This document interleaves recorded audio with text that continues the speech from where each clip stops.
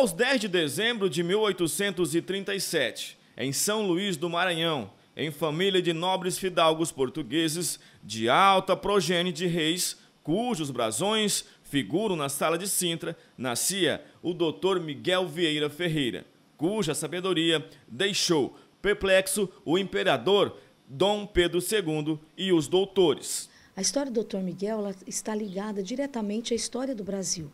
Quando nós falamos Dr. Miguel, a gente se reporta a um Brasil que estava começando e os frutos do trabalho dele nós colhemos até hoje e temos certeza que colheremos eternamente, porque é um trabalho muito vasto que abrangeu praticamente todas as áreas sociais. O trabalho que ele fez deixou para nós assim benefícios enormes. Ele nasceu no dia 10 de dezembro de 1837, na Fonte das Pedras, em São Luís do Maranhão. Em sua brilhante defesa de tese em ciências matemáticas e físicas, pela qual alcançou o elevadíssimo grau de doutor de borla e capelo nestas ciências, este grande e memorável brasileiro deixou obras portentosas em bem da sua pátria e da humanidade. Como não havia possibilidade de se continuar no Maranhão os estudos, o Dr. Miguel teve que vir para o Rio de Janeiro, na antiga capital federal, e entrou para a escola militar para estudar ciências matemáticas e físicas. Tornou-se o primeiro doutor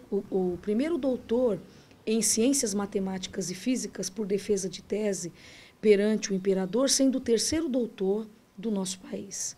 Só nesse doutorado nós já temos uma grande lição aí, né? Principalmente para os acadêmicos, né? A dificuldade que nós temos hoje no Brasil, e nós imaginamos naquela época onde não se havia nenhum material escrito em português para defender as teses. E assim mesmo, ele defendeu as duas. E ainda aconteceu um outro problema.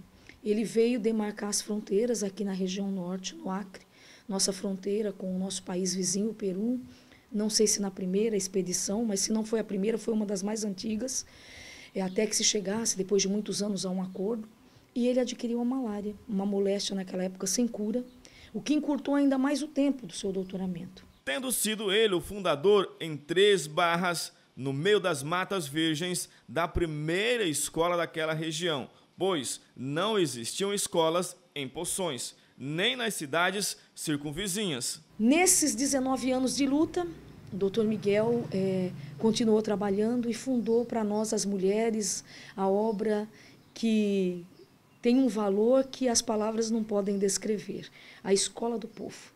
Escola modelo, gratuita, que ele custeava do seu próprio bolso, já fazendo os olhos das mulheres, que eram até então muitas analfabetas, criadas para tocar piano, recitar poesia, e somente para procriar os filhos ali numa vida de amargura, porque nem elas nem o marido era feliz, não é? Porque o marido falava de algo que elas não entendiam e elas não podiam corresponder, viviam na infelicidade ambos. E então ele fundou, já voltando os olhos delas para o ensino superior. E foi esta escola, a primeira escola no Brasil, a educar as mulheres em salas mistas, né? Em salas sem distinção, homens e mulheres.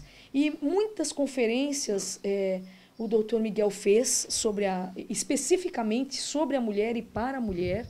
A cidade de Poções e adjacentes foram beneficiadas pela atuação proveitosa deste grande brasileiro, Dr. Miguel Vieira Ferreira. Interessante que essa Escola do Povo ela gerou uma matéria inteira que ele denominou Juízos da Imprensa.